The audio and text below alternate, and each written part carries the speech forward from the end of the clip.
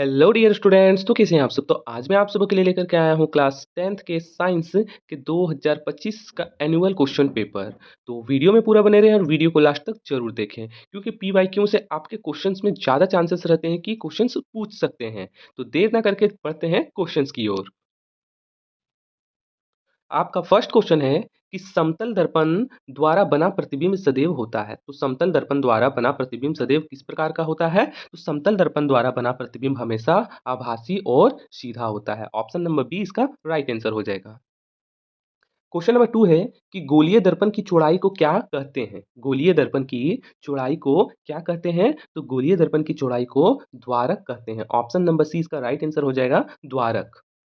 Question number 3 है, जब प्रकाश विरल माध्यम से सघन माध्यम में तिरछा होकर जाता है, तब आपतन कोण आई एवं अपवर्तन कोण आर में क्या संबंध होता है? तो जब प्रकाश जो है विरल माध्यम से सघन माध्यम में तिरछा होकर के जाता है, तब आपतन कोण एवं अपवर्तन कोण का संबंध हमेशा आई ग्रेटर देन आर, यानी कि आपतन कोण ग्रेटर देन अपवर्तन कोण का ये संबंध बनाता है।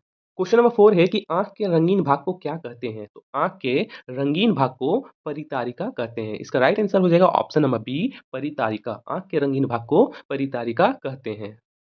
क्वेश्चन नंबर 5 है कि स्पष्ट देखने की न्यूनतम दूरी होती है। तो स्पष्ट देखने की जो न्यूनतम दूरी होती है, वो 25 सेंटीमीटर की होती है। तो इसका राइट आंसर हो जाएगा ऑप्शन नंबर ए, 25 सेंटीमीटर जो स्पष्ट देखने की न्यूनतम दूरी होती है। क्वेश्चन नंबर 6 है कि प्रिज्म द्वारा किस रंग के प्रकाश का विचलन अधिकतम होता है? तो प्रिज्म द्वारा किस रंग के प्रकाश का विचलन अधिकतम होता है? तो इसका राइट आंसर हो जाएगा ऑप्शन नंबर डी, बैंगनी। बैंगनी रंग में प्रकाश का विचलन अधिक होता है। क्वेश्चन नंबर 7 है कि ओम किसका एसआई मात्रक है? ओम जो है वो किसका एसआई मात्रक है? तो हम लोग जानते हैं कि ओम जो होता है वो प्रतिरोध का मात्रक होता है। ऑप्शन नंबर सी, प्रतिरोध का। क्वेश्चन नंबर 8 है कि एमीटर द्वारा क्या मापा जाता है? तो एमीटर द्वारा हम जानते हैं कि विद्युत धारा को मापा जाता है। एमीटर द्वारा क्या मापा जाता है? तो विद्युत धारा को मापा जाता है। क्वेश्चन नंबर 9 है कि निम्न में से किसे परिपथ में समांतर क्रम में जोड़ा जाता है? तो इनमें से किसे परिपथ में समांतर क्रम में जोड़ा जाता है? तो इसका राइट आंसर हो जाएगा option number C, voltmeter. Voltmeter को परिपथ में हमेशा समांतर क्रम में जोड़ा जाता है। क्वेश्चन नंबर 10 है कि किसी धारावाही परिनालिका के भीतर सभी बिंदुओं का चुंबकीय क्षेत्र किस प्रकार का होता है? तो जो किसी भी धारावाही परिनालिका के भीतर सभी बिंदुओं का जो चुंबकीय क्षेत्र होता है, वो समान होता है। तो ऑप्शन नंबर ए हो जाएगा इसका राइट आंसर कि सभी बिंदुओं पर चुंबकीय क्षेत्र समान होता है। क्वेश्चन नंबर 11 है कि समीकरण CaO CO3 ये रो CaO प्लस CO2 किस प्रकार की अभिक्रिया है? तो ये किस प्रकार की अभिक्रिया है? तो ये वियोजन अभिक्रिया है। Option number B right answer हो जाएगा, वियोजन अभिक्रिया है। क्वेश्चन नंबर 12 है कि क्षारीय ऑक्साइड के विलयन का पीएच मान होता है। तो क्षारीय ऑक्साइड के विलयन का पीएच मान क्या होता है? तो 7, 4, 2, 9। तो क्षारीय ऑक्साइड के पीएच मान जो होता है विलयन का, वो 7 से अधिक होता है और 7 से अधिक यहाँ पे कौन सा ऑप्शन दिया है? तो ऑप्शन नंबर डी 9 हो जाएगा। तो क्षारीय ऑक्साइड के विलयन का पीएच मान जो होता है वो 7 से अधिक होता है। क्वेश्चन नंबर 13 है कि शरीर में भोजन का पाचन किस प्रकार की अभिक्रिया है? शरीर में भोजन का पाचन है वो किस प्रकार की अभिक्रिया है? तो इसका राइट आंसर हो जाएगा ऑप्शन नंबर बी, वियोजन अभिक्रिया, या तो फिर इसे भी बोल सकते हैं जैव रासायनिक अभिक्रिया। शरीर में भोजन का जो पाचन है वो वियोजन अभिक्रिया भी हो सकता है और जैव रासायनिक अभिक्रिया भी। ठीक है, तो जिस प्रकार से आपको ऑप्शन देखने को मिलेगा उस प्रकार से आप आंसर टिक कीजिएगा। क्वेश्चन नंबर 14 है कि जल के विद्युत अपघटन में कैथोड पर कौन सी गैस मुक्त होती है? तो जल का जब विद्युत अपघटन होता है तो कैथोड पर कौन सी गैस मुक्त होती है? तो वो हाइड्रोजन गैस मुक्त होती है। तो इसका राइट आंसर हो जाएगा option number B, hydrogen. Question number 15 है कि निम्न में कौन सा पदार्थ का जलीय विलयन नीले लिटमस पत्र को लाल कर देता है? तो कौन से पदार्थ का जलीय विलयन है वो नीले लिटमस पत्र को लाल कर देता है? तो जब नीले से लाल की ओर जाता है, ठीक है, तो वो अम्ल होता है। ठीक है, नीले लिटमस पत्र को लाल जब करता है तो वो अम्ल कहलाता है। तो अम्ल इसमें से कोई भी ऑप्शन में नहीं दिया है। तो इसका राइट आंसर हो जाएगा ऑप्शन नंबर डी, इनमें से कोई नहीं। जब नीले से लाल में जाता है तो अम्ल और लाल से नीले में आता है तो वो क्षार होता है। क्वेश्चन नंबर 16 है कि बेकिंग सोडा का रासायनिक सूत्र है। बेकिंग सोडा का रासायनिक सूत्र है तो ऑप्शन नंबर सी, NaHCO3। NaHCO3 जो है वो बेकिंग सोडा का रासायनिक सूत्र है।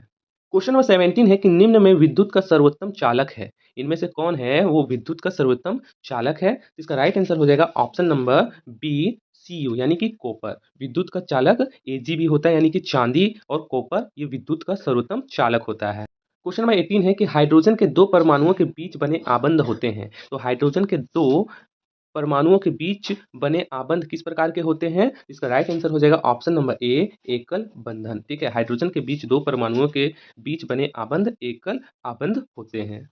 क्वेश्चन नंबर 19 है कि एल्कीन का सामान्य सूत्र है। एल्कीन का सामान्य सूत्र क्या है? इसका राइट आंसर हो जाएगा ऑप्शन नंबर सी CnH2n। ये एल्कीन का सामान्य सूत्र है। एल्कीन का सामान्य सूत्र है CnH2n। एल्केन का है CnH2n+2 और एल्काइन का है CnH2n-2।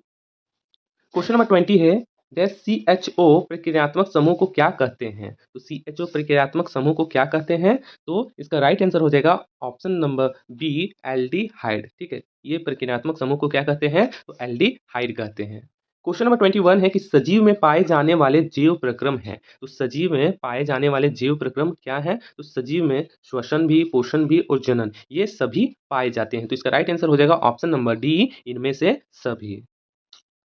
क्वेश्चन नंबर 22 है कि निम्न में किसे पौधे का प्रकाश संश्लेषीय इकाई कहते हैं? तो इनमें से किसे पौधे का प्रकाश संश्लेषीय इकाई कहते हैं? तो इसका राइट आंसर हो जाएगा option number A chloroplast. Chloroplast को पौधे का प्रकाश संश्लेषीय इकाई कहते हैं। क्वेश्चन नंबर 23 है कि आयोडीन घोल की कुछ बूंदें चावल के पानी में डाली गई। चावल का पानी नीले काले रंग का हो गया। इससे पता चलता है कि चावल के पानी में, ठीक है, इससे पता चलता है कि चावल के पानी में क्या है? इसका राइट आंसर हो जाएगा ऑप्शन नंबर डी स्टार्च होता है। जब चावल के पानी में स्टार्च होता है तब क्या होता है कि जब आयोडीन घोल स्टार्च के साथ प्रतिक्रिया करता है तभी ये नीले काले रंग में हो जाता है। क्वेश्चन नंबर 24 है कि निम्न में कौन पादप हार्मोन है? तो इनमें से कौन जो है वो एक पादप हार्मोन है? इसका राइट आंसर हो जाएगा option number D cytokinin. Cytokinin जो है वो एक पादप हार्मोन है। वही इंसुलिन हो गया, थायरोक्सिन हो गया, ये सब जंतु हार्मोन है। क्वेश्चन नंबर 25 है कि मनुष्य के मस्तिष्क का औसत भार होता है। तो मनुष्य के जो मस्तिष्क है उसका औसत भार जो होता है वो लगभग 1.5 केजी का होता है यानी कि 1.5 केजी का। क्वेश्चन नंबर 26 है कि शरीर की भंगिमा और संतुलन का नियंत्रण होता है। तो शरीर की जो भंगिमा और संतुलन का नियंत्रण कहाँ पे होता है? इसका राइट आंसर हो जाएगा ऑप्शन नंबर बी अनुमस्तिष्क। अनुमस्तिष्क जिसको सेरिबेरम भी कहते हैं। क्वेश्चन नंबर 27 है कि एड्स रोग किसके कारण होता है? तो जो एड्स रोग है वो संक्रमित होने वाला रोग है, ठीक है, तो ये विषाणु से होता है यानी कि वायरस। ठीक है, ऑप्शन नंबर बी विषाणु।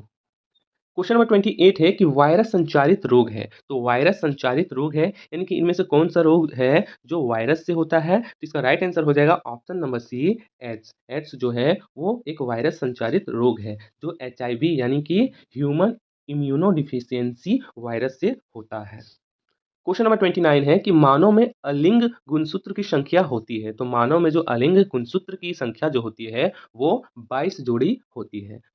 क्वेश्चन नंबर 30 है कि प्राथमिक उपभोक्ता कहलाते हैं। तो प्राथमिक उपभोक्ता कौन कहलाते हैं? तो इसका राइट आंसर हो जाएगा ऑप्शन नंबर ए शाकाहारी। यानी जितने भी शाकाहारी हैं वो प्राथमिक उपभोक्ता कहलाते हैं जो सीधे हरे पौधे शैवाल जैसे उत्पादकों को खाकर अपना भोजन प्राप्त करते हैं उन्हें प्राथमिक उपभोक्ता कहते हैं। आई होप ये वीडियो काफ़ी इन्फॉर्मेटिव और अच्छा लगा हो तो वीडियो को लाइक शेयर एंड चैनल को सब्सक्राइब करना ना भूलें। मिलते हैं नेक्स्ट वीडियो में।